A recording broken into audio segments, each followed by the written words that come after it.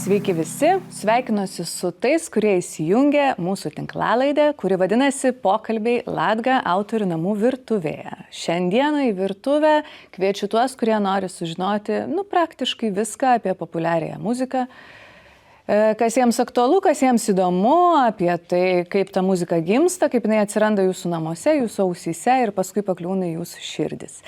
Aš esu Ieva Narkutė, dainų autorė ir atlikėja, taip pat Latga tarybos narė, todėl šiandien ir sėdžiu šioje vedėjos vietoje. O mano pašnekovai šiandien visiškai neatsitiktinai čia pakliuvę, pakviesti su tikslu, pakviesti su misija, yra du puikūs populiariosios muzikos kulinarai, žinantis, kokius reikia ingredientus įdėti į kūrinį, kad tas kūrinys suskambėtų.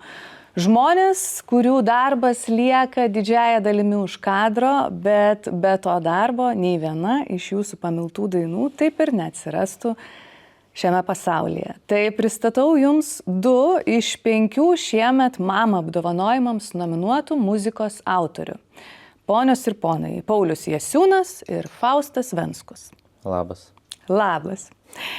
Tai šiandien mes sėdime atstovaudami Šiaulių kraštą, dėl to, kad visi esame iš to paties regiono, kas yra dvigubai linksmiau, bet susilaikysim kažkaip nuo pietinę kronikų kalbos, dėl to, kad reikia, kad šitą tinklalaidę paklausytų visa Lietuva, kuriai įdomu, kaip gimsta tos dainos. MAMA apdovanojimų nominantų yra 5. 3 iš jų, kurių šiandien dėja su mumis nėra, bet mes siunčiame jiems linkėjimus, yra Jessica Shy, Linas Troskis ir Karolis Labanauskas. Jie užsiėmė kažkokiais dalykais, kokiais mes nežinome, bet šiandien šnekėsime 3. O mes pradėsim nuo tų pačių apdovanojimų, kurie vyks jau gan greitai, vasario 20 dieną. Ir pirmas sykį šiemet yra paskelbtas iš anksto 5 nominantų sąrašas. Anksčiau šita nominacija būdavo tokia tarsi ir paslaptinga nominacija. Kas ją laimi, mes sužinodavom tik tai ceremonijos metu.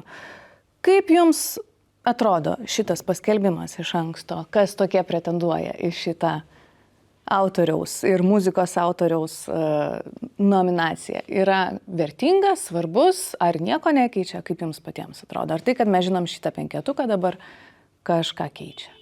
Aš tai galvočiau, kad visai gal įdomu klausytojams žinot, kas tie žmonės 5, kurie galbūt daugiausiai dirbo, gal tiesiog jų kūryba ar tai, prie ko jie prisidėjo, labiausiai transliavo radijos, televizijos. Manau, kad įdomu žmonėms.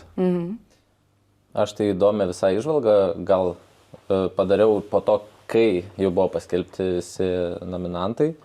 Visų pirma, tai aišku, be abejonės labai malonus dalykas turbūt ir pačiam autoriui, įsivertinimui, tokiam vis tiek paglostimui, kaip sakant, galvos. Bet ką tikrai galima buvo pastebėti, yra platformai kažkokioj balsavimas už nominantus, kur galima tiesiog jos palaikinti.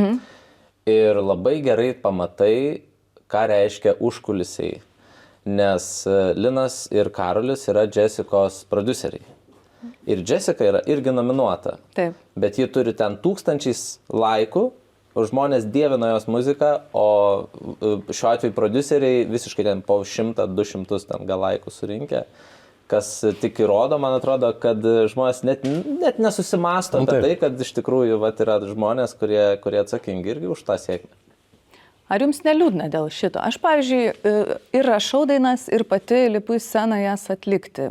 Aš visą gyvenimą einu prie tų dainų, mano vardas yra. Ir galvoju, būti užkulisiuose, tuo nematomu, kurio didelė dalis tas dainas klausančių ir mylinčių žmonių, pripažinkim, gal jie net niekada nesužinos, nepaskaitys, kad čia yra tavo pavardė, čia yra tavo darbas, ar ne? Kaip jūs jaučiatės dėl to?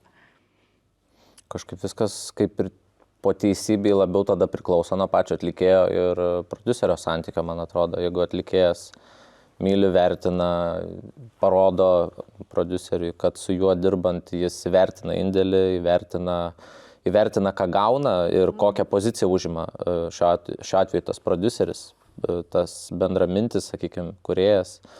Tada, man atrodo, žymiai paprasčiau ir geriau jautiesi, kai autorius, kai šiuo atveju atlikėjas prisima visus laurus ir dar gal savotiškai vienais ar kitais išsireiškimais sumenkina tavo indėlį, tada jau yra nesvarbu, ar bus parašyta ar ne.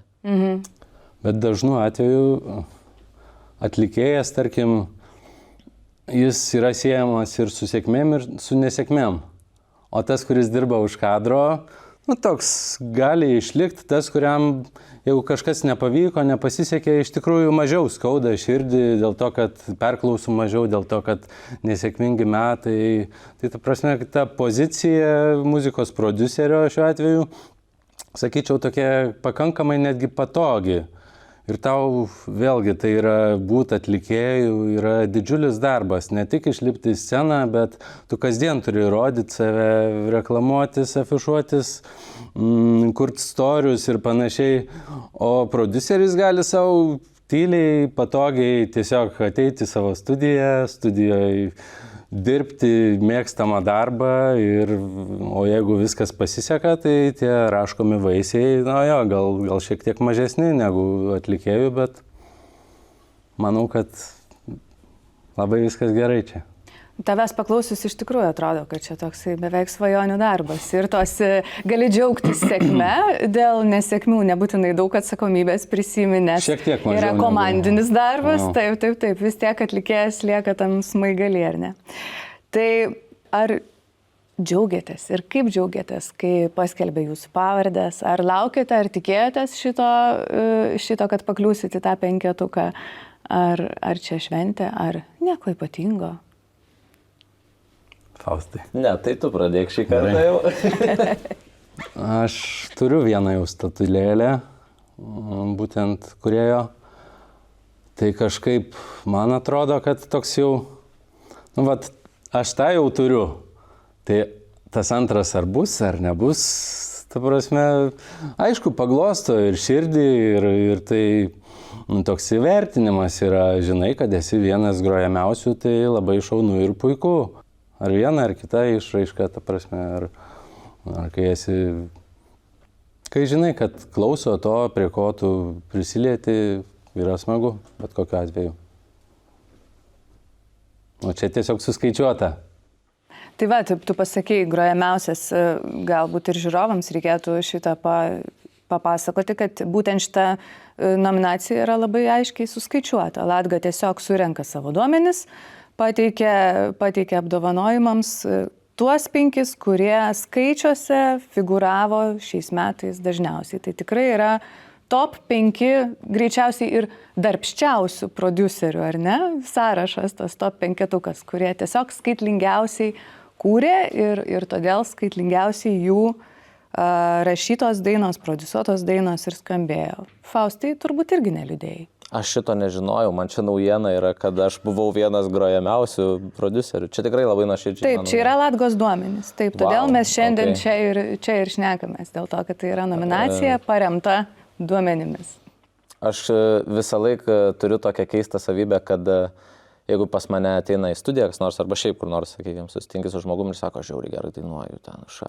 Man visada toks, jeigu žmogus taip šneka, jis atstovėti turi kažką, reiškia, jisai gerai dainuoja ar panašiai. Pas mane net nėra to dalyko, kad žmogus gali tiesiog nusišnekėti, žinai. Tai man kažkaip buvo tas toks, kad nominavo, galvoju, gerai atrodo ta mano pavardė čia prie Jessicos, prie Pauliaus, ta prasme tikrai gerbiu visus ten, iš tikrųjų labai nominuotų žmonės ir man jie visi savo prasme yra autoritetai. Ir kažkaip visą laiką galvoju, tiesiog, gražiai atrodo, bet toks biškiuka placeholderis gal kažkoks ten, palaikau savo vietą tiesiog dėl grožio. bet dabar, žinant šitą niuansą, tai tiesiog džiugu labai. Wow.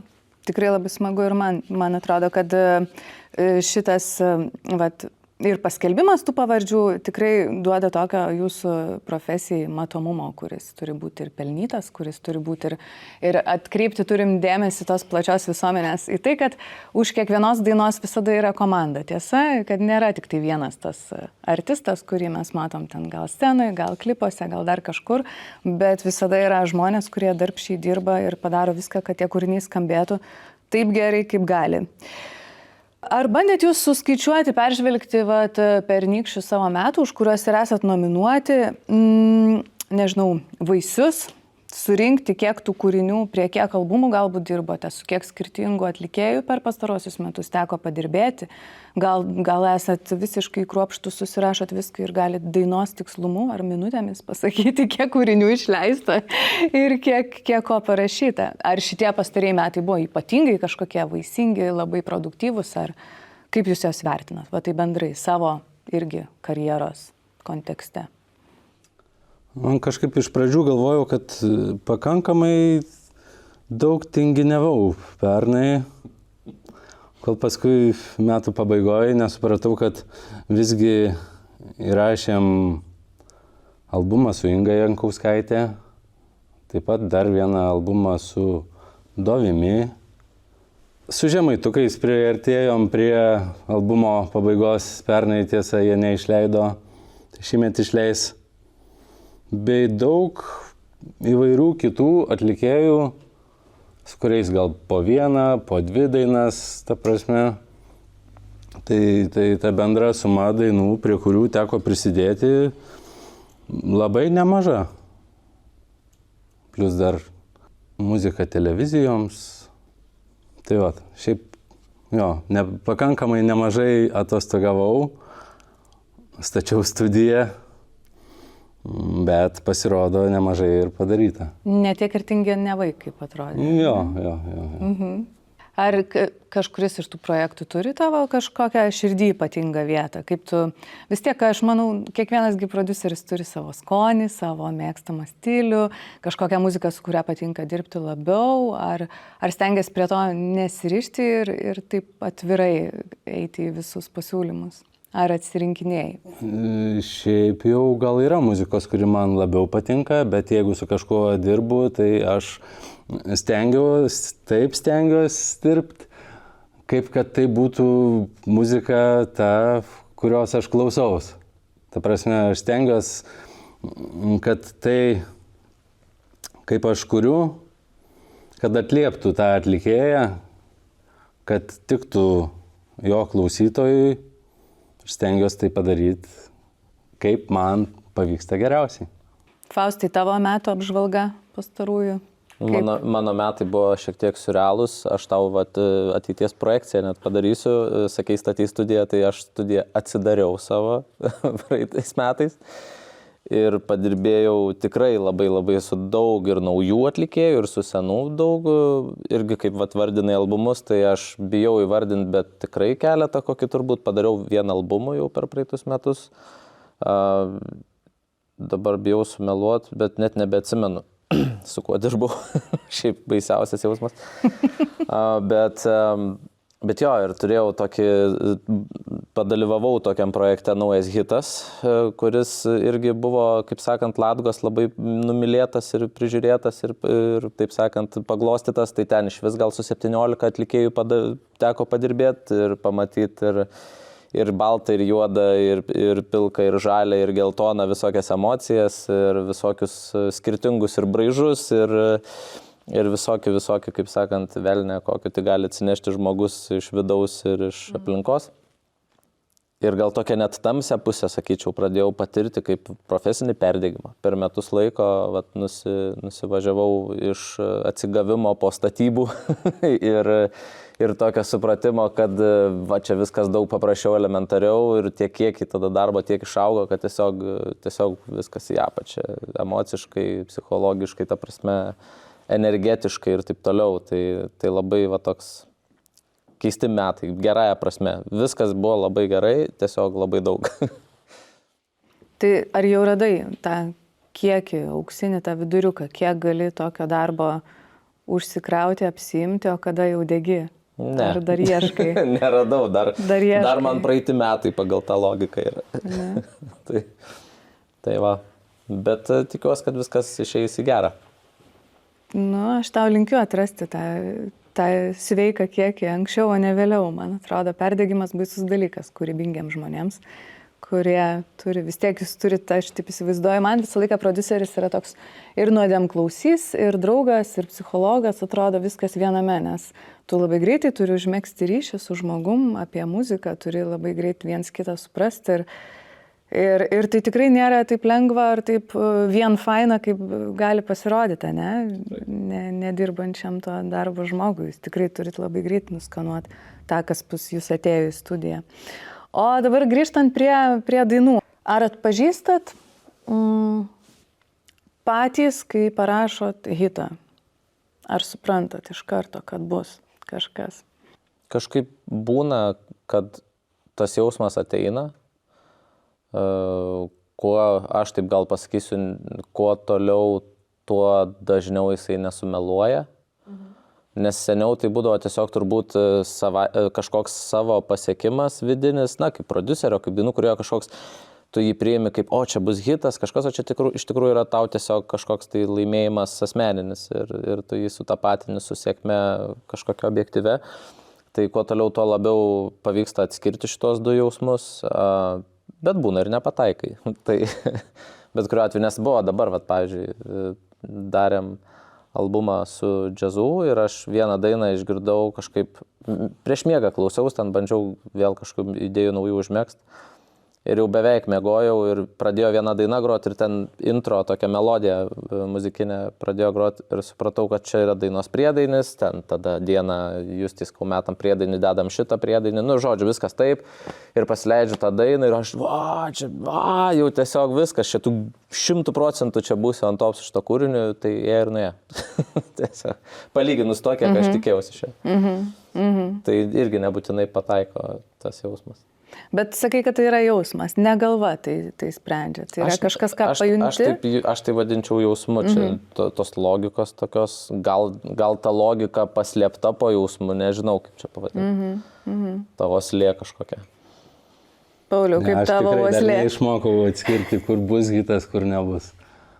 Gali iš tikrųjų prognozuoti, kad šita daina ko gero bus sėkmingesnė, šita mažiau sėkminga. Bet kartais netgi tai visiškai apsiverčia skirtingai. Kartais labai gerai pavyksta, kai darai iš skaičiavimo, o kartais labai gerai, kai tiesiog leidi vykti kūrybai ir tai įvyksta. Tai nėra tokio, ta prasme, kad dabar aš žinau, kartais vienaip, kartais kitaip pasiteisina ir tos formulės, jeigu mes žinotumėm, tai vien hitus keptumėm, man atrodo. Tiesa. Dirbate su tiek daug skirtingų artistų, su tiek daug skirtingų atlikėjų, jie atneša jums savo dainas, bet tikrai rašot ir patys. Rašot ir patys ir gal dainuojat patys, Paulius, žinau, dainuoja ir yra išleidęs albumą, o kaip Faustas, kiek tų dainų stalčiuose, kiek ta asmeninė karjera, kiek jūs ją telkėtės, nesitelkėte, ar vis dėlto prodiusavimas ir darbas su kitais yra didžioji meilė? Aš šiuo metu nedainuoju, prisipažinsiu. Galbūt yra kažkiek tų dainų guli stalčiuose ir laukia savo eilės. O albumą išleidau prieš porą metų. Tai ir ar prieš kiek čia? Prieš 1,5. Kažkur panašiai. Tai albumas atėjo iš to, kad tiesiog buvo tokių dainų, kurių supratau, kad niekas kitas nepadainuos, o be to ir nenorėčiau, kad dainuotų kažkas kitas. Tai taip, tiesiog jos paėmė ir iššovė tos dainos. Tai o to tikslo tapti klausomų atlikėjų, aš nežinau, aš kaip jau minėjau, kad tai yra didelis darbas būti matomu. Aš tokios minties kaip ir neturėjau, galvojau, paleisiu dainas, kiek klausys žmonės, tiek ir klausys. Tai klausė nedaug. Tai pasitikrinau, ta prasme, kaip tai veikia. Galbūt iš tos perspektyvos galiu labiau dabar suprast dainininkus, kaip jiems yra svarbu, kad juos klausytų. O aš tiesiog pasitikrinau, bet kadangi neturėjau didelių lūkesčių, tai tos dainos ir kabo taip internete, plokšteliai. Kam reikia, tas klauso, susiranda, o man tai yra dainos, kurios atėjo iš čia. Ir aš tą padariau, norėjau tada padainuoti tiesiog. Tai toks labiau užklasinė, sakykime, veikla. Aš taip į visą tai žiūrėjau. Koncertų neplanavau. Tai va. Faustai, ar turi užklasinės veiklos, ar turi irgi dainų, kurias niekam neduodi dainuoti ir sudainuosi kažkada pats? Tai aš tiesą sakant pradėjau apskritai prodiusuoti, turbūt kaip ir pats nuo to, kad turėjau grupę, kuriai kažkaip norėjau pats padaryti, kažką tai pasiekti tuo klausimu. Ten po pusę metų viena daina būdavo, tiek laiko krapštydavaisi ir būdavo viskas fainai. Iki tol, kol nepradėjom leisti tų dainų ir supratom, kad niekam neįdomu. Tai ta prasme viskas nuo to buvo gal prasidėję. O dabar rudenį paleidau vieną singlą, visai neblogai susilaukė. Gruodį tada dar vieną iš naujo hito dainą ten padainavau. Irgi visai neblogai. Praeitą savaitę duetą išleidom Deivio Mergytei su džiazu. Tai vis kažką išleidžiam, va, ir yra planas ten albumą išleidinėti pavasarį, dar vieną singlą greitų metu, bet sutiksiu absoliučiai su Paulium. Būti matomu yra toks darbas, kur niekaip neprisijaukinu, ten pradėti kelti storiukus apie ten savo gyvenimą ir ten postų daugiau ar kažką nuomonę reikšti, kažkur man tiesiog atrodo, aš geriau mesiu šitą visą dalyką, negu išmoksiu šitą daryti.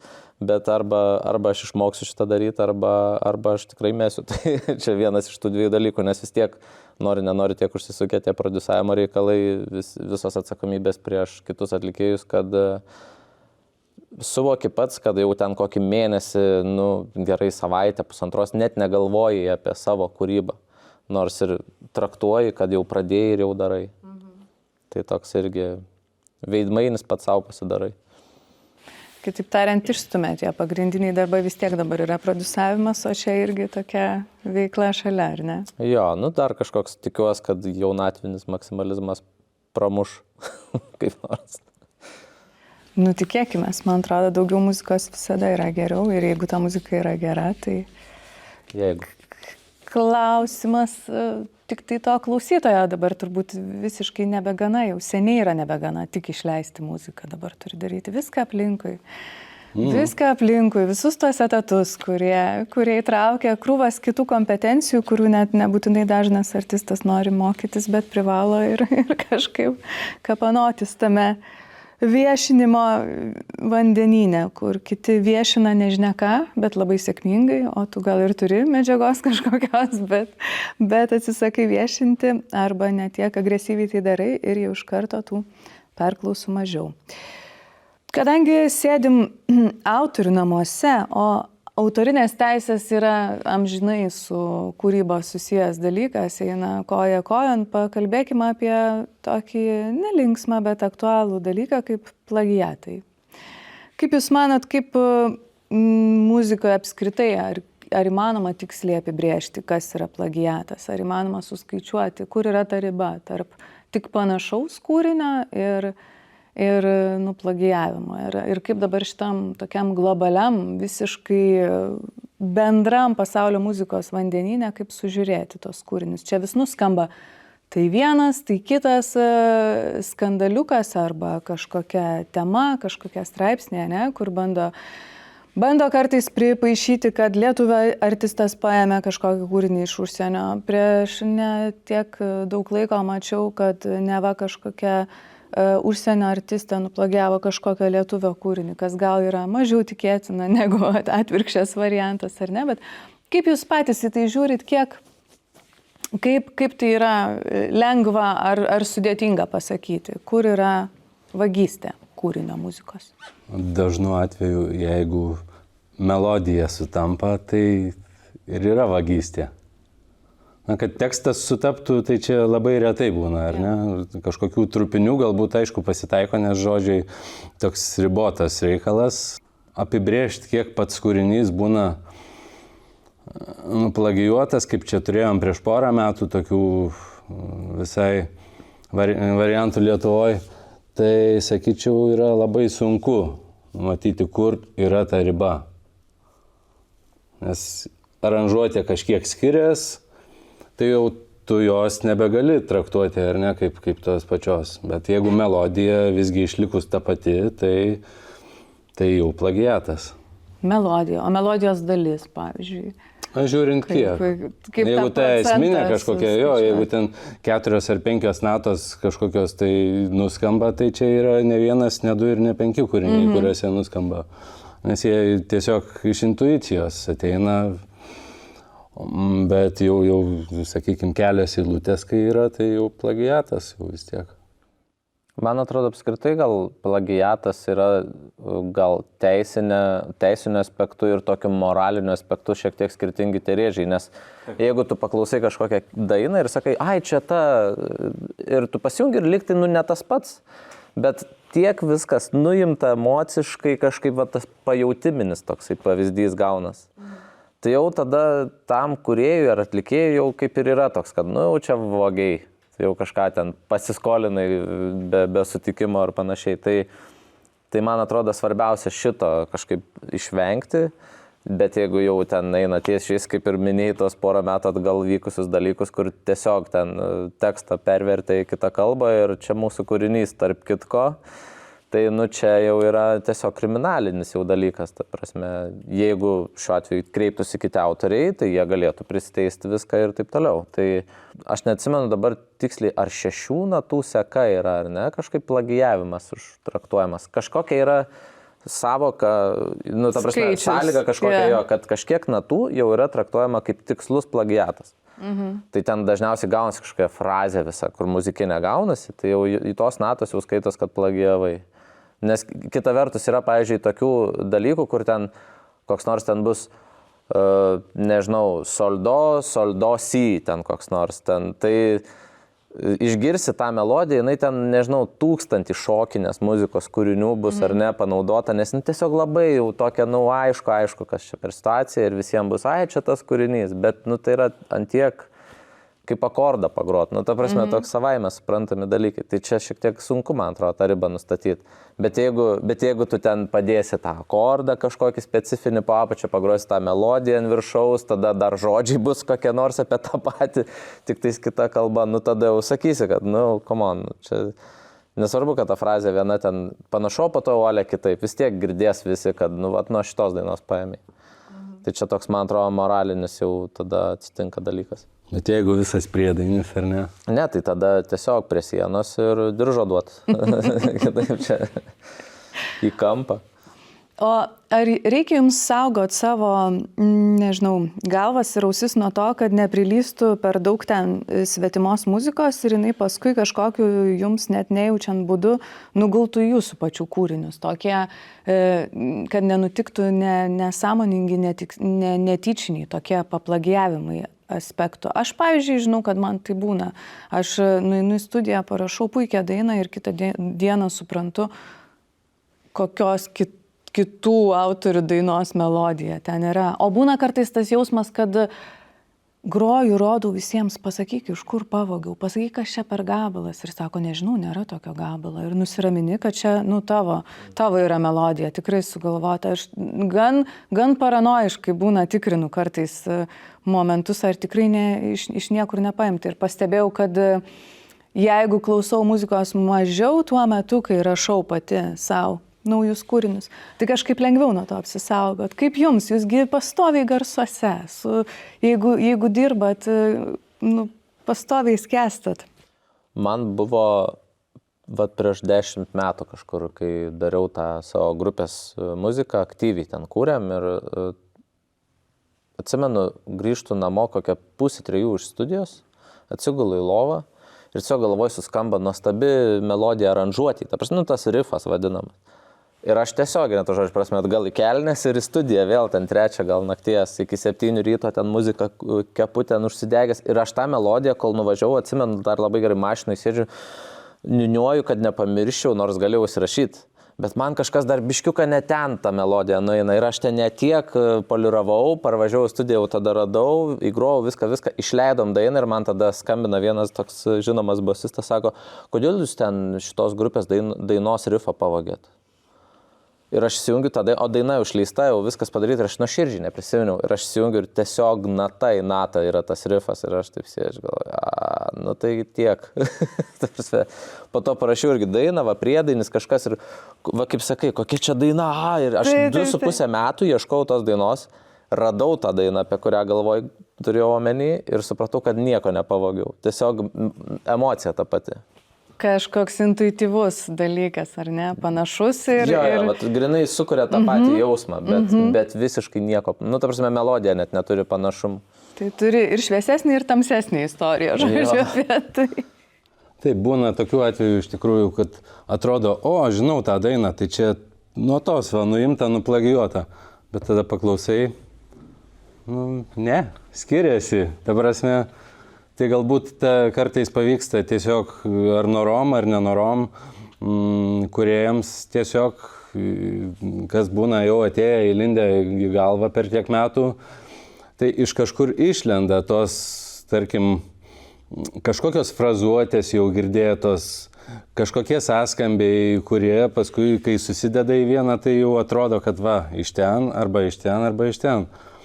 Bet tai nebūtinai būna plagiatai, o dažnu atveju visai ne. Tai būna tiesiog šitie kaip influencai, ar ne, tokie kažkokie tai... Inspiracijos, taip, ne, gal inspiracija, tai kai žinai, kas tave inspiravo, o kai tiesiog kažkas padarė tau įtaką ir tu dabar... Pasyvi inspiracija. Jo, sakykim. Jo, ir ta įtaka kažkokiais rezultatais išlenda iš tavęs po kažkiek metų į kažkokį kūrinį, kažkokį darbą. Gal po metų, gal po mėnesio, gal po 10 metų.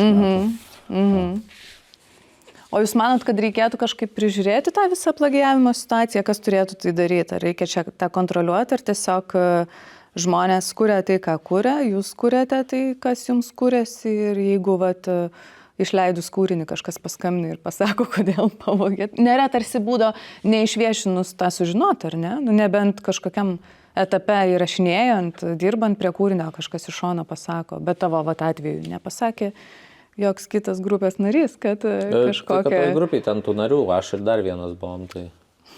Kitas klausė tiesiog ten Guns N' Roses ir Led Zeppelin, tai jis tikrai nebūtų žinojęs tų dainų. Man dažnu atveju atrodo toks gan paprastas dalykas, kai parodai kolegom kažkokiem ten demo versijas, dar kažką būna, tikrai pagauna tokių, kad oi, čia, va tas kažką. Ir tu tada jau autoriui dainos sakai, va čia šitą eilutę yra, žinok, va tokia, ir jisai ten eina taiso tą eilutę. Tikrai būna tuo atveju šimtus kartų, ne 110 tikrai.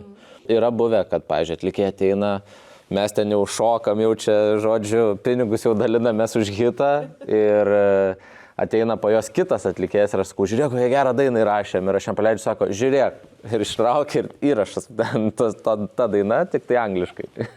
Sakau, ką? Ir tada paaiškėjo, kad atlikėja pati tiesiog prieš porą metų klausęs tos dainos aktyviai ir visai kažkaip paėmė ir parašė. Sakau, tai gal tu specialiai... Sako, prisiekiu, aš tiesiog buvau pamiršus tą kūrinį. Atsigamina kažkokį. Jo, tai, mano teisė yra tikėti arba netikėti šito sakiniu, bet mes pakeitėm viską, tai ir taip. Tai skamba, kad muzikantai vieni kitiems yra tokia ir priežiūros truputėlį komisija ir policija, ne, kad tas parodymas kitam dažnu atveju gali ir nuo tokių situacijų apsaugot. Taip. Žiūrėk ir tada tau atgal žiūrėk. kur girdėjau ir kur mačiau. Aš manau, kad atsakingiams reikia būti tuo klausimu ir jeigu tam visam kūrybiniam procese dar išlenda kažkokių asociacijų, tai tiesiog tikrintis, žiūrėti, nes kol daina būna išleista, dažniausiai praeina šiek tiek laiko ir per tą laiką vis tiek paklauso ir kolegos, ir draugai, ir šeimos nariai tų dainų, tai tiesiog jeigu kažkokios asociacijos, tai vis tiek sužinai. Ir tikrai būna laiko ištaisyti. O jeigu žinai, kad tai yra visiškai panašu, bet taip tikies gal prasmuks, tai gal geriau taip nereikėtų daryti. Nes... Mes taip galvojam, ar ne? No. Kad prasmuks. Ne, kad nereikėtų taip daryti, yra kas taip negalvoja. Taip. Tai, šiaip labai... Bet mažėja tokių dalykų. Buvo čia vienu metu kažkaip tokių išlindę Lietuvoje, bet paskui aš manau, vienu metu Lietuvoje visa muzika buvo tai. Tai čia jau senais laikais pakankamai. Tada atsitiko kažkaip tai matyti perversmų tuo klausimu. Bet iš esmės, man atrodo, kad kūrinį, jeigu ypač atlikėjas, su kuriuo dirbi, yra šiek tiek klausomesnis, jis turi kažkokią komandą, su kuria dirba ten vadyba, dar kažkas, tai ten kūrinį, manau, kokį 50 žmonių gal paklauso iki išleidimo. Tai bet kuriuo atveju, jeigu per tiek jau niekas nepagauna, tai tada turbūt ramia sąžinė galima išeiti. O jeigu kažkam asociacijos kažkokios, tai tu vėlgi atleidži žmogų ir eini toliau. Jo. Kol komandai lieka tie, kuriems abejonių nekyla. Kurie tiesiog sako taip į viską. Taip. O gerai, tai parašom kūrinį, pasitikrinam su komandomis, su vadyba, su šeimos nariais, su draugais, nors aš, pavyzdžiui, su šeimos nariais nestikrinu dėl savo naujų kūrinių ir demo versijų. Niekada nerodau. Gauni tiesiog velnių, ar ne? Ne, negaunu velnių, žinai, kodėl nerodau, dėl to, kad kažkaip per daug metų supratau, kad rodyti dainas man geriausia tik tai tiems, kurie tiesiogiai prie jų dirbs, o ne tie, kurie paklauso ir nedirbantis su muzika negali suformuluoti, tarsi negirdi to, ką reikia girdėti, pavyzdžiui, demo versija, ne? Tu bandai pasakot, kas čia bus, koks čia bytas, kaip čia ką ir nežinau, kažkokią tokią neutralią reakciją sulaukus, aš labai greitai susipergyvenu, kad čia niekas nesupranta, o kai galutinį pateikia jau kūrinį, tai staiga prasiskaito visos būna, tos žinutės. Geras, iš to nerodai dar. Taip, šitos dar nerodai. Tai aš kažkaip viską susitraukus, kad tik tai tie, kurie dirbs prie šito kūrinio gamybos, leidybos ir reklamos, turi teisę jį išgirsti,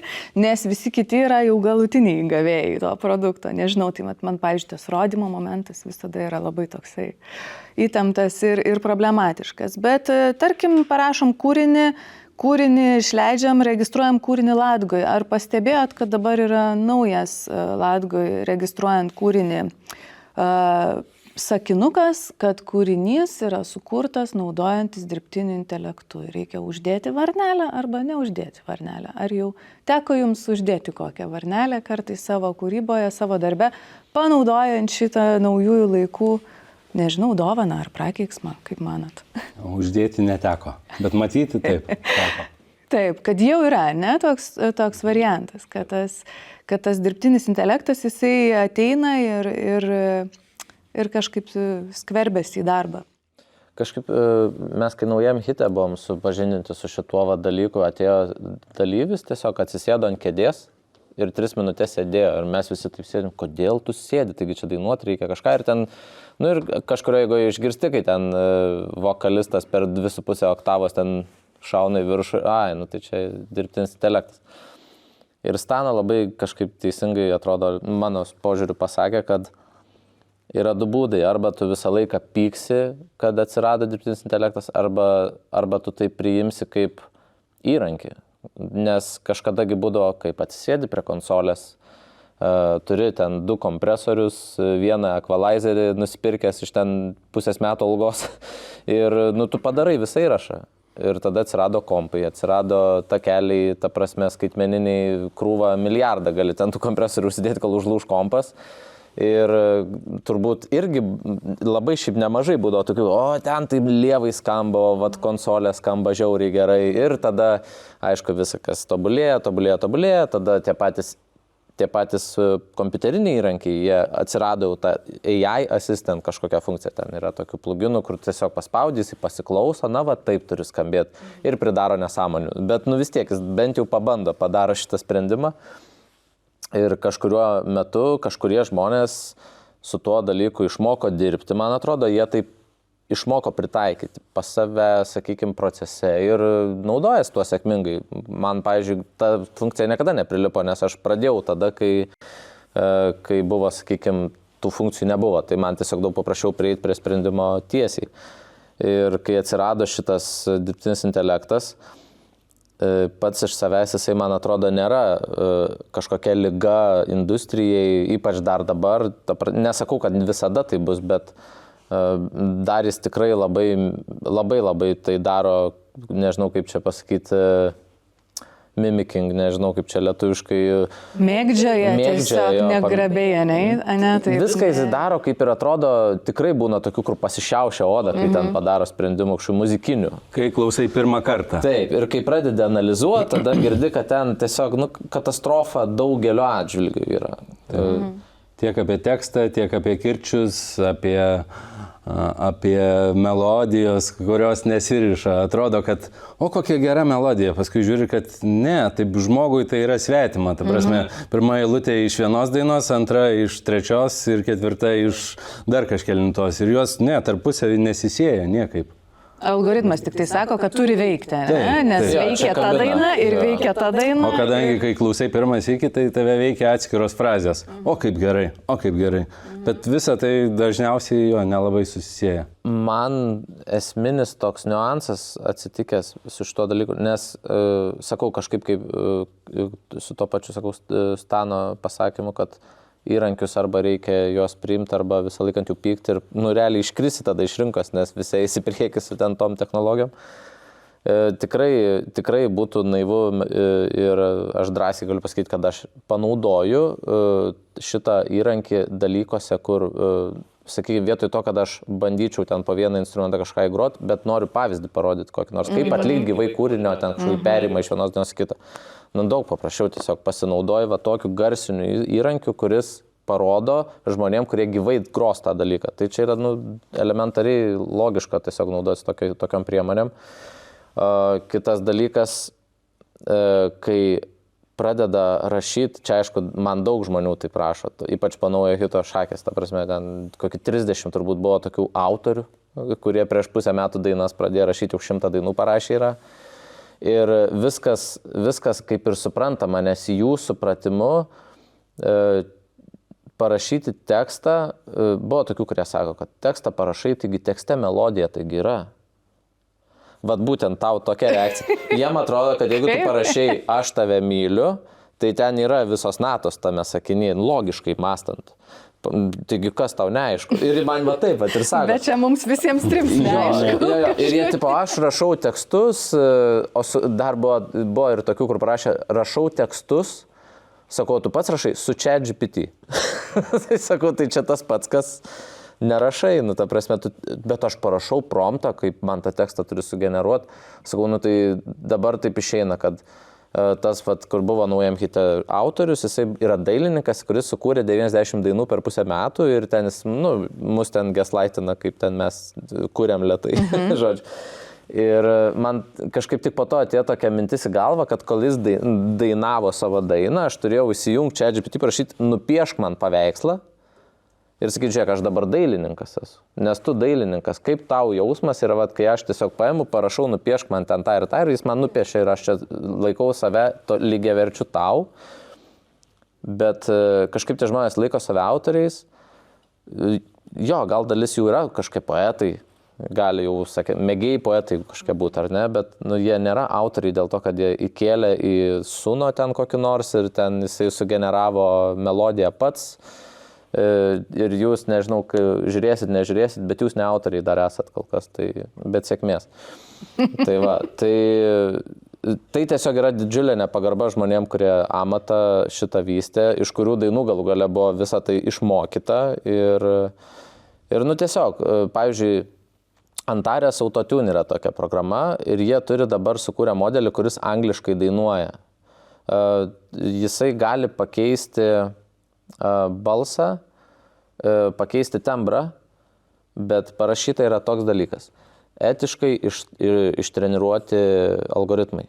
Tai reiškia, yra 8 vokalistai, jie išmokė tą algoritmą dirbti ir jų balsus padaro tą programą, bet tai yra etiškai padaryta. O ne tiesiog paslapčia visą pasaulio muziką supumpuota ir išmokyta paimti iš bet kur, iš bet ką ir be jokių autorinių, be jokio parašymo.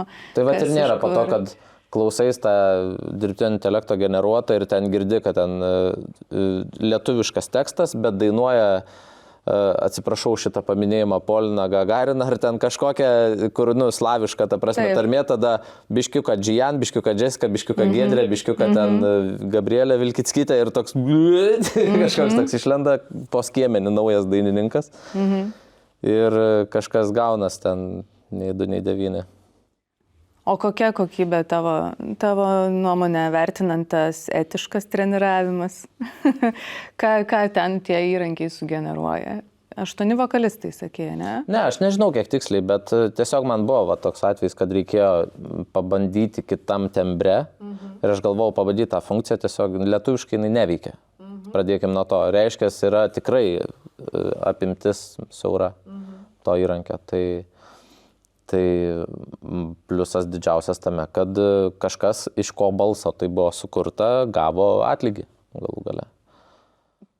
Taip, vienareikšmiškai, nes tie visi įrankiai, kurie tiesiog yra viskas užpumpuojama, ne, ir tada iš jų rašo mums dainų tekstus, ChatGPT, arba kuria muziką iš visos pasaulio muzikos ir taip mes visi tampam autoriais. Buvo atliktas tyrimas, vėl grįžtant prie to paties dirbtinio intelekto, apie grėsmę, apie pyktį, apie kur čia jo vieta, tai prognozuojama, kad iki 28 metų muzikos autoriai praras 24% savo pajamų. Dėl dirbtinio intelekto, dėl to, kad jisai labai pradedamas naudoti foninės muzikos, gamybai, net nežinau, kūryba, ar čia tinkamas žodis, tiesiog gamyba, kavinės ir taip toliau ir panašiai. Tai aišku, jūsų turbūt darbo tai nesudaro didelės ženklios dalies foninė muzika, bet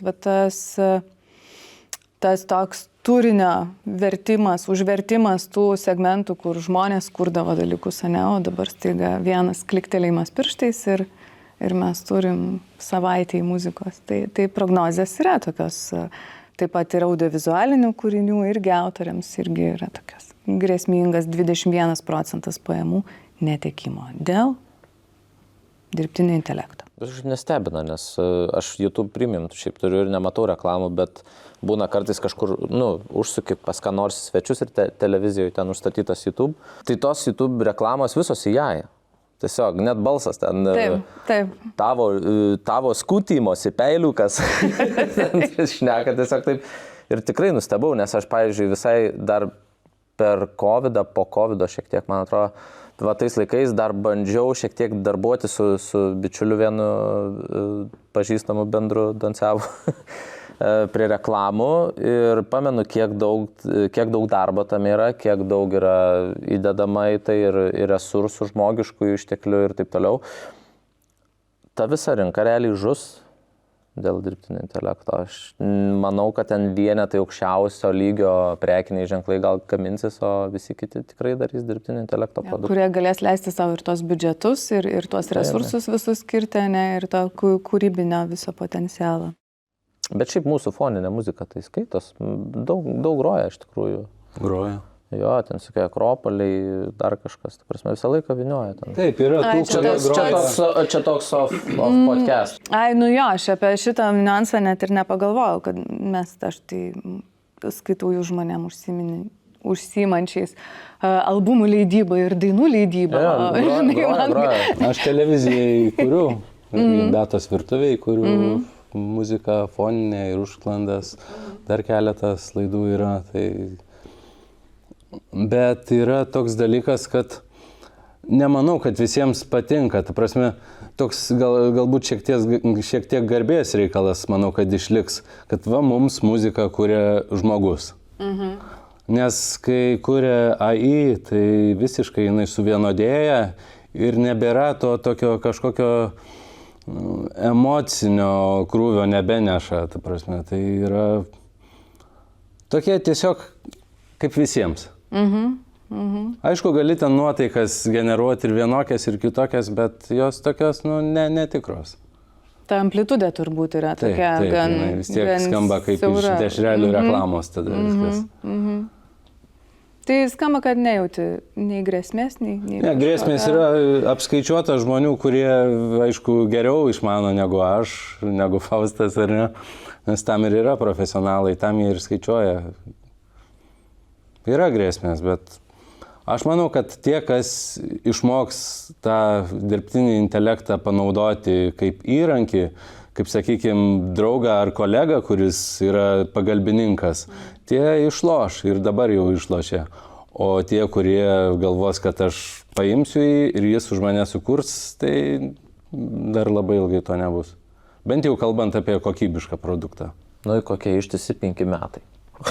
Nu, taip. Aš prognozuoju 5 metį kažką. O paskui vis tiek, kalbant apie visą kūrybą, manau, kad yra vis tiek muzika ta, kuri turi būti sukurta tam, kad būtų pardavimai, ar ne?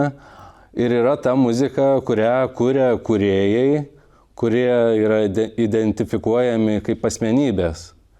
Ir ta prasme, kad tie kūrėjai dabar paimti dirbtinio intelekto sukurtus dalykus ir pristatyti kaip savo, jiems manau, kad tai tiesiog...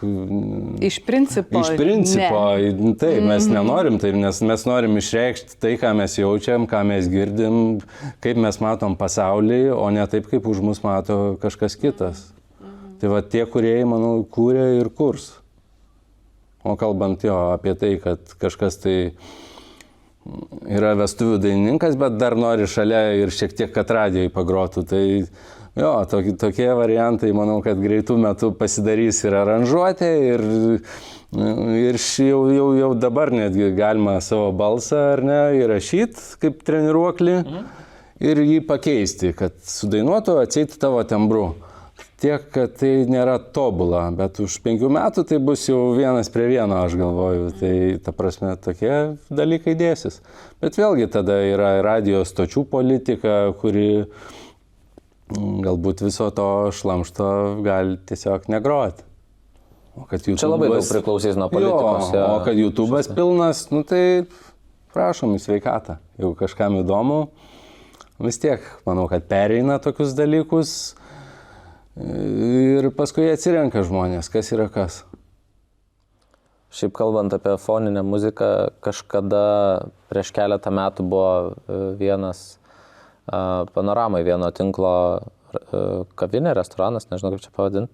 Ir mes vis ten kažkaip nuvykdavom biškį panodėmiauti, ta prasme, ten pavalgyti blynų.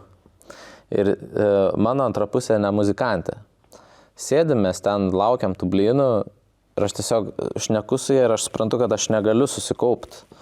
Tiesiog visiškai žiūriu jai į akis, bet nebegirdžiu, sakau, sorry, sakau, aš nebegaliu, sakau, mane ta muzika iš proto var, sakau, kokia muzika. Jai net į galvą nešauna, kad kažkas čia skamba. O skamba 4 taktai, jau kokį 12 minučių, tie patys 4 taktai, kartais ten koks šeikeris įsijungia, bet visą laiką tas pats ten ir toks su pianinu, taip tupai, kaip ir moka sugroti.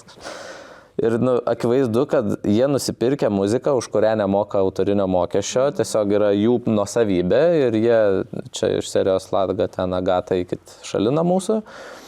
Tai va, ir jie šitą leidžia, 12 minučių taip gražiai išsijungia, taip užtyla. Ir įsijungia kita 4 taktų muzika. Ir tiesiog, o ten sėdi tai 4 minučių. Ir tiesiog, nežinau, 8 taktus pasiklausai per 4 minučių. Tiesiog iš proto išeini.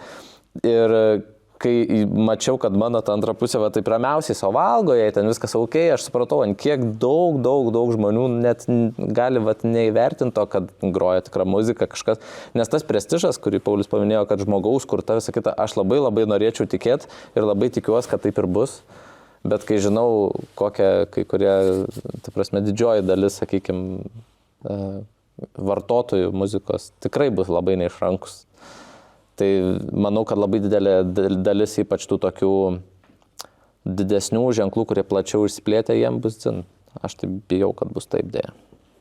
Taip, mes aišku, čia šnekam kaip tokie vis tiek muzikos profesionalai, tos ausis kitaip dirba, jos ištreniruotos, jos tos galvas prikimštos dalykų ir informacijos ir išmanimo, o net sunku patikėti, kaip galima negirdėti. Žinai? Tikrai labai. Atrodo, aš taip dabar klausau, bandau įsivaizduoti, taip, ir atsimenu visas tas situacijas, kur tikrai iš vienos ar kitos vietos tiesiog gali išvyti tave prastas muzikinis fonas, kažkoks labai neįkyrus ir baisus, ir ta vieta gal pilna žmonių, tu išeini, o jinai lieka pilna žmonių, kuriems visiškai okei, tai ir ta pasiūla, ir paklausa, viskas formuoja vieni kitus, ir greičiausiai bus pilna tų, kuriems tiks puikiausiai sugeneruotas vieną dieną vienam žanre to artisto išleistas kūrinys, kitą dieną priešingam žanre, ne? Ir visiškai be priekaištų tobulai į žanro taisyklės, puikiai. O tie, kurie nemoka tarp taip žanrų, tų klajoti ir apsimetinėti, tai jau būsim kažkokie nykstančios rūšys, gal dinozaurai. Bet žmonės nori klausytis dainų, va, būtent tų dainininkų, kuriuos jie žino, kuriuos jie stebi, kurių gyvenimas jiems įdomus, o ne šiaip, kad, gera daina, kas čia dainuoja, nežinau, man neįdomu. Ta prasme, jo, yra tokių žmonių, bet tikrai įdomiau yra žinot, kas tai yra. Aš irgi šitą ir kadangi mėgstu ir pati ir tikiuosi, kad tu esi teisus, nes man irgi yra tokia nuomonė, kad mus domina tas visas paveikslas. Taip. Iš kur tas žmogus ateina, kaip jisai žiūri į gyvenimą. Asmenybės kultas. Jo. Laikykim. Visa šviesa, visas purvas, kurį atsineša. Scenos menas, jo, visa asmenybė. Scenos menas ir visa asmenybė, kadangi sėdim autorių namų virtuvėje, manau, ypač dabar nei viena lietuviškų namų virtuvė nepraeina be kalbų apie Euroviziją. Nes gero tono ženklas yra turėti nuomonę apie Euroviziją, pasisakyti, paprognozuoti, kas kaip laimės, kas kiek dalyvauja. Tai kadangi jau aptariam, kaip tas prodiuseris visą laiką yra už kadro žmogus, mes galbūt galime pamatyti sąrašą atlikėjų, kurie žengs į sceną. Ir retas, kuris peržvelgia, o kas tą dainą parašė, o kiek yra žmonių prisidėjusių prie tos dainos, kas tai per pavardes, kas tai per autoriai, ar tai lietuviai autoriai, ar ne lietuviai autoriai ir taip toliau ir panašiai. Tai koks jūsų šiemet yra rezultatas asmeninis su Eurovizijos atranka, kiek ten turite įkišę savo kojos, prisidėję savo galvomis, širdimis, rankomis ir darbais. Prisipažinkit, apie ką šnekam, kiek ar turit kokių nuopelnų šiai dienai, kurie rungėsi. O mano šįmet visiškai nuliai. Aš jau keletas metų, gal kokie 3 metai ar 4 nieko nekūriau Eurovizijai specialiai. O prieš tai yra buvę ir sėkmingesnių, ir visai nesėkmingų bandymų. O dėl ko aš kažkaip į tai nesikoncentruoju. Man kažkaip, kai artėja Eurovizijos šitos paraiškos, atrodo, kad turiu minčių, reikėtų. Bet kažkaip tie kiti darbai užsuka tave, tai kažkaip su niekuo taip ir dažniausiai ir nieko nepadarai. O šiaip jau tikiu, kad geros dainos neužtenka. Būtina, kad tą dainą atliktų tas A klasės atlikėjas dažniausiai, kuris galbūt ne visada norės tos dainos arba netikės ją.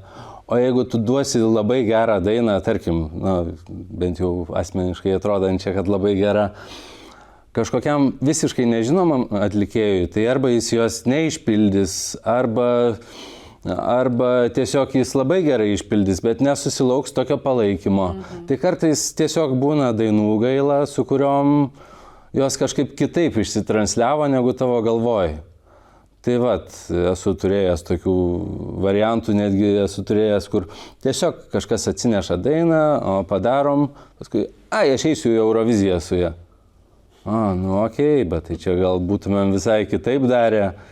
Ir paskui toks truputį, čia lyg prieš save teisinės, čia nebuvo skirta Eurovizijai, nebuvo skirta konkursui, o kažkas tik sugalvojo pasireklamuoti. Tai kažkaip visokių tų patirčių yra buvę, tai nuo tada kol kas nieko nekuriu. Aš tai pabūsiu liaudės priešu, bet man pastaruoju metu ypatingai yra susidaręs įspūdis, kad... Gerai, visų pirma, tai aš pasakysiu, kad aš vieną dainą padariau. Dirbau su grupė Shower prie jų dainos. Tikrai manau, kad gavosi labai gražus ir labai prasmingas produktas. Tiek ir te pasakysiu, linkėjimai jiems. Bet nepaisant to, galiu ramiai tai pasakyti, nes žinau, kad tikrai jie ne su tom intencijom ėjo Euroviziją, kuriuos aš paminėsiu, bet labai daug atlikėjų, kaip ir Paulius paminėjo, naina tiesiog pasirodyti, kad mes tokie esam. aš toks esu, aš kuriu, atkreipkite mane dėmesį. Ir koks yra paradoksas dabar Eurovizijos, tokių atlikėjų yra tiek daug, kad niekas tiesiog nebekreipia dėmesio į Euroviziją. Aš sutinku su tavim. Tai va. Ir man atrodo, kad žmonės, kurie gal ateitų ir tikrai pabandytų padaryti kažkokį rimtą smūgį į paširdžius visai Europai, kad geras Lietuvoje kokios muzikos yra. Jie visi tiesiog susilaiko, nes tada prasideda toks šiek tiek, kaip eitum į vaikų darželį bokso demonstruoti. Toks biškiuka toks įspūdis susidaro, toks kontra kažkoks, nežinau, tas konkursas netenka svorio, netenka prestižo, netenka visiškai jokios prasmės. Tarp kitko, visai neseniai žiūrėjau, dabar nepamenu, niekaip net gaminu, kieno čia buvo video, bet žiūrėjau video apie tai, kokios geros dainos neišvažiavo į Euroviziją visgi per ten visą mūsų nepriklausomybę. Gal Euro diena, jeigu neklystu, buvo tokį padarę video. Ir buvo kažkada padarė tokį dalyką, kaip kažkas panašaus į San Remo dainų festivalis, kad tiesiog ten bet kas ateina ir gali laimėti galimybę pasirinkti išvažiuoti į Euroviziją. Ir tada dalyvavo visi didžiausi Lietuvos vardai, dainų daina gal vadinosi, LRT kažkada buvo toks kažkoks projektas, kad laimėjo ir galėjo tada išvažiuoti žodžiu, Euroviziją. Tai va, iš tikrųjų kažkoks toks principas gal būtų geriau. Ta prasme, nedėti tos vėliavos iškart čia, o kad va, jeigu nori, ateikit, rodykit visi, kad būtų didelis kažkoks kiekis dėmesio į muziką, geriausią muziką, kuri yra. Nes dabar dar yra tas kitas niuansas, kad LRT remia tos pasirodymus ir kažkaip, kai suvokia, kad ateina kažkas pasireklamuoti ir gauna tą biudžetą, padaro tikrai maksimaliai minimaliai ir iškrenta tiesiog po pirmos laidos, nes tiesiog natūraliai aišku, kad taip ir atsitiks.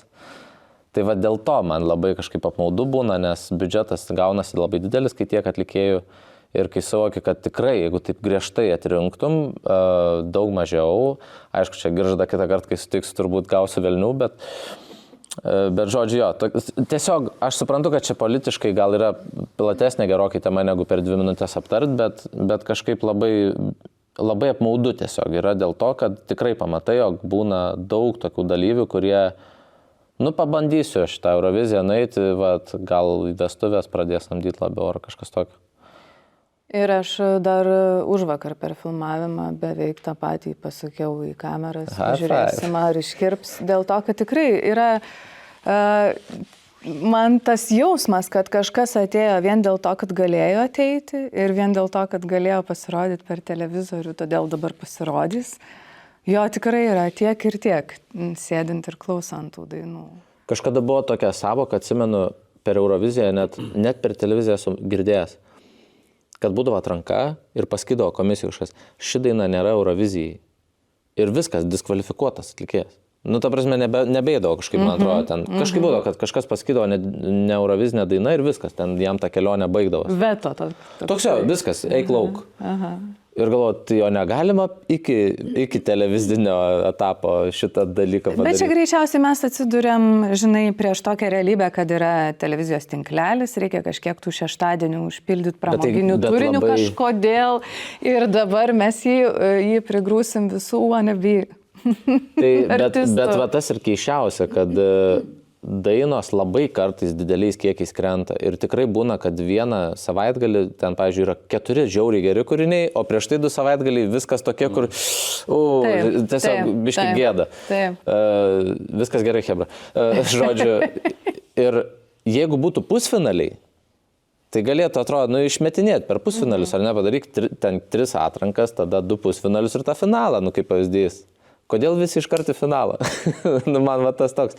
Sakau, aišku, čia kritikuoti lengva, bet suprantu ir tą politinį aspektą, ir tinklelio aspektą, bet tikrai kartais būna, dėl ko žmonės ir pradeda labai gal piktintis pačią Euroviziją, kad vėl nėra ką rinkti.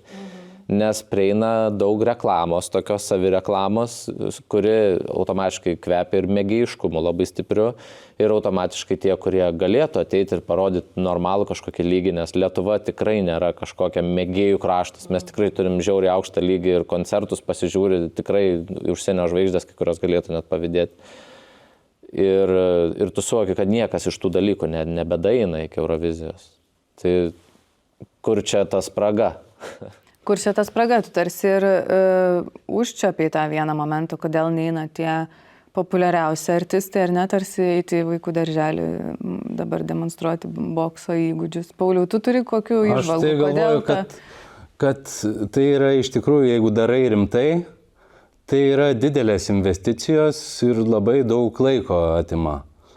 Ja. O jeigu tu nesi garantuotas, kad tu išvažiuosi būtent ten, tai kaip ir viskas nusibraukia tada visas tavo įdėtas laikas, nes tave ir taip žino, tave ir taip kviečia koncertuoti, tu turi ką veikti. Ir turi greičiausiai, jeigu jau ir taip dirbi šitą darbą, turi kur su potencialia didesnė grąža tas investicijas sudėti, ne? Gali tikrai daryti didelį gražų koncertą, kuris tau tikrai atsipirks, o ne eiti rizikuoti, išvažiuosi, neišvažiuosi. Ir yra buvę tikrai tokių atvejų Lietuvoje ne vieną ir ne du kartus, kai išeina į finalus jau kažkokie tikrai žinomi atlikėjai, sėkmingi ir neišvažiuoja. Tada kiek nusivylimų, kiek pykčio išvažiuoja kažkas, kas tarsi ant popieriaus yra mažiau žinomas, mažiau renka ir mažiau klausomas ir kažkodėl jisai važiuoja. Taip, bet tokia televizijos misija žmonėms sukurti tą pramogą, kad jie galėtų vakarai žiūrėti šeštadieniais, kad galėtų apkalbėti, pasijuokti, pamatyti kažką gražaus, išgirsti, turėti savo nuomonę. Tas va blogai, tas gerai, nes jeigu būtų vien tik tai tas, kas labai gerai, tai vėlgi nebūtų taip įdomu. Jeigu būtų vien artistai, kurie renka ir kurie yra klausomi, sakytum, kad naujų nieko neįleidžia, viskas yra tik saviems išdalinta. O šiaip aišku, gal teisingiausia būtų iš tikrųjų, kad siūskit dainas. Mes išsirenkam vieną dainą, visi, komisija išrenka vieną dainą ir kažkokie ir žmonės išrenka. Ir jeigu sutampa, tai tiesiog yra daina, prie kurios tada ir dirbam, kad jinai atrodytų puikiai, skambėtų puikiai. Tai va, gal tokia forma būtų teisingiausia, aš galvoju, bet tai nebūtų taip įdomu kaip dabar. Šiaip apskritai dar, man atrodo, toks gan stiprus aspektas, ypač visai neseniai apie tai Gebrasi kalbėjo socialiniuose tinkluose, buvo tokį stiprų nervinį priepolį patyrę žmogus, matyt, pažiūrėjęs kažkokią apžvalgą YouTube. Buvo parašęs tiesiog, kad labai daug atlikėjų sustabdo tai, kad nepamatuojamo dydžio patyčios netgi, sakykime, vyksta. Vat buvo Katarsis, išvažiavo, viskas su jais gerai. Ten nėra ne prie ko prisikabinti. Daina, jinai, ne popsas, supraskim, kad kai kuriem nesuvokiama, kaip čia ne popsas išvažiavo. Man, pavyzdžiui, jų pasirodymas, nors aš tikrai iki tol Katarsio neįklausiau, nei vienos dienos buvau negirdėjęs. Bet pažiūrėjau, galvoju, aš žinau, kad čia klauso tikrai daug jaunos Lietuvos tokią muziką klauso. Man labai patiko ir vizualizacijos, ir pats efektas, tas toks blankus, nykus kažkoks įvaizdis. Viskas gerai. Viskas su tuo gerai. Ir ten pradedi skaityti komentarus ir tiesiog vėmalai visur. Visur ant jų kažkoks va toks, kad kodėl čia. Ir tu suvoki, kad tai jie taigi nesubalsavo ten atsisėdę ten už save. Tai čia neįmanoma. Tiesiog fiziškai tai padaryti būtų. Ir viskas gerai jie ten pasirodė. Nežinau, visiškai nemačiau priežasties, kodėl taip sureaguoti. Ir tiesiog jauniems žmonėms tokią kritikos masę. Bet tokia reakcija yra... Atsilaikė. Tai ačiū Dievui. Bet žinai, ne vieniems jiems, visiems absoliučiai, ką tik išsiunčiam. Tai visada būna tas pats. Visada blogai. Parodo pusfinalį ir ten eina kažkoks, žiūrėk, kaip ta atrodo, čia spoguota, čia ta aukšta, čia ta žema, kodėl jinai čia taip apsirengus. Aš suprantu, prie televizijos ekrano sėdint, tarpusavį ten pajuokauji, gal, čia tokia natūrali žmogaus būsena, pašiepti kitą, nes tada geriau biškiuką apie save pasijausi. Bet kai tai pradeda vykti dideliu mastu, kai dabar mes susirenka visi vieną vietą ir ten jos spogai baisu, ta prasme, tai tikrai ir ypač tie žmonės, kurie ateina tik pasireklamuoti, supažindinti žmonės savo kūrybą ir sąmoningai praškai žino, kad iškris po tos pirmos laidos. Aš įsivaizduoju, kad jiems tai yra toks, kur labai neto tikis atėję. Bet kalbant apie tą pačią, sakykime, patyčių bangą visą ar ne, kur su kuo susiduria tie, kam nepatinka. Tai jeigu tu eini į pop sceną, tai tu jau turi priimti, kad bus tų, kam tu esi spuoguotas, kam negražus, kam per storas, kam per aukštas. Tu prasme, tu šiuo atveju vėlgi tie muzikos prodiuseriai laimi, nes mums tiesiog paprasčiau. Viskas. Galit ramiai sėdėti ir dirbti savo darbą. Taip, nors aš tikrai turėjau tokią ligą, kad išleidžia dainą ir aš kokį pirmą savaitę einu, skaitau komentarus ir jeigu randu, o muzika kaip blogai padaryta ir pergyveni tada. Bet kažkaip užsiauginti. Atsiranda imunitetas šitam. Jo, po to kažkaip pradedi, man atrodo, objektyviai vertinti, kad tu turėjai laiko komentarą parašyti, spėkim, kuris iš mūsų turi ką veikti ir kuris ne. Tai...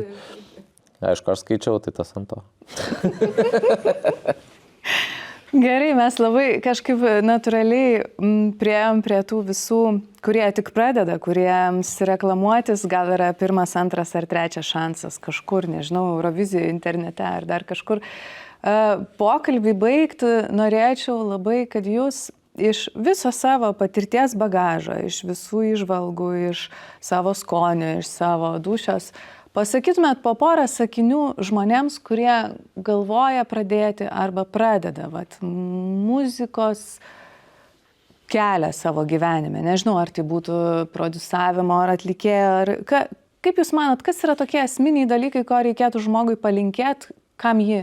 Ne tai, kad patyčiams nuteikti, tai jau čia, man atrodo, sėkmingai mes tą padarėm, ką tik aptarė, kokios yra rizikos ir kam tu save išviešini, kai išviešini, bet ką labiausiai norėtumėt pasakyti jaunai Lietuvai, kaip tu, Faustai, gražiai suformulavai, ta jauna Lietuva, tas jaunas, nedrąsus žmogus, kuris turi svajonę vienaip ar kitaip dirbti gyvenime su muzika ir štai sėdi 2 metų muzikos autoriams nominuoti žmonės, kuriems panašu tikrai tai gerai sekasi ir jūs žinot, ką darot abudu. Vienareikšmiškai, kaip ir likę 3 nominantai šitoje kategorijoje. Kokia jūsų yra, kaip Eurovizijoje, žinutė? Kokią žinutę išsiųstumėt? Žinutė, jaunai Lietuvai. Ok, žinutė. Žinutė tokia, kad darykit viską nuoširdžiai, labai rimtai, bet nežiūrėkit viską iki galo rimtai. Nes jeigu žiūrėsit į viską labai rimtai, nudegsit, sudegsit ir nežinau. Jo, žiūrėkit per tam tikrą atstumą į visą tai, ką darot. Nes jeigu nepasiseks, tai jeigu jūs būsit visų savim tame, tai gali būti labai sunku. Bet stenkitės ir darykit viską nuoširdžiai, taip, kaip galit geriausiai. Kaip tu manai, tau pačiam pavyksta žiūrėti per tą sveiką atstumą? Ar tu įdedi visą save? Ar tu jau išmokai tą palaikyti? Aš kaip muzikos prodiuseris ir kūrėjas, tai galvoju, kad daug prodiuserių moka prisitaikyti. Ta prasme, mes galim padaryti taip, kaip yra gerai, bet tai nebūtinai tapatinasi su mumis. Tai užtat mes galim žiūrėti per atstumą į tam tikrus dalykus. Fausto žinutė jaunai Lietuvai. Gerai, greit išsitraukę tušinukus, rašomės. Rašykit daug dainų, rašykit. Vieną dieną pradėsit rašyti geras dainas. Jeigu atsibos ir norit prodiusuoti arba pradėsit prodiusuoti, tai prodiusuokit, kai neprodiusuojat, žiūrėkit YouTube, kaip prodiusuoti. Rytą vakarą šitie reikalai turi jūs dominti. Jeigu norit būti atlikėjais, nebandykit, bet jeigu negalit nebandyti, tai darykit. Jeigu pirma daina iš karto taps hitu, tai žinokit, dar 3 metus į priekį tikrai nei viena daina netaps hitu. Bus labai sudėtinga ir baisu ir žiauru, bet, kaip sakant, kokie 7-8 metai pastovaus muzikos leidimo ir jau pradės eitis. Tai va, čia daugmaž tokia optimistiška perspektyva. Bet jeigu būsit užsispyrę, būkit faini, būkit faini aplinkiniams, visiems pasikelkit, bet su saiku.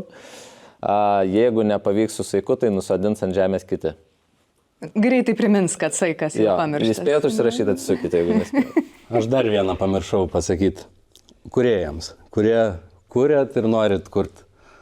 Skaitykit knygas. Nes visada tie žmonės, kurie skaito knygas, turi žymiai daugiau ką pasakyti, turi platesnį žodyną ir labiau moka pasakyti tą, ką nori. Taip. Ir man atrodo, būtent tiems žmonėms dirbtinis intelektas su savo tekstais kelia mažiausią grėsmę, ne? Tiems, kurie skaito knygas. Gerai, ačiū labai abiems mano pašnekovams, aš šiandien jaučiuosi labai irgi daug naujo sužinojusi ir supratusi ir perpratusi, tai dar vieną kartą skaitlingiausiai, darbščiausiai pernai rašė, kūrė, produsavę, aranžavę kūrinius studijoje pas mus Latga autorių namų virtuvėje, kur buvo patiekta tik vandens. Šį vakarą svečiavosi Faustas Venskus ir Paulius Jasiūnas. Ačiū labai už pokalbį jums abiems ir taip pat dėkojam mūsų tinklalaidės rėmėjui partneriui portalui 15 min. Jeigu milijonai kasdienių įdomių idėjų tavo galvoje pavirsta į kūrinius, tu esi autorius ir turi tuo didžiuotis. Tavo kūriniai nusipelno būti saugomi ir vertinami. Už kūrybinę laisvę, už legalaus turinio vartojimą, už autorius.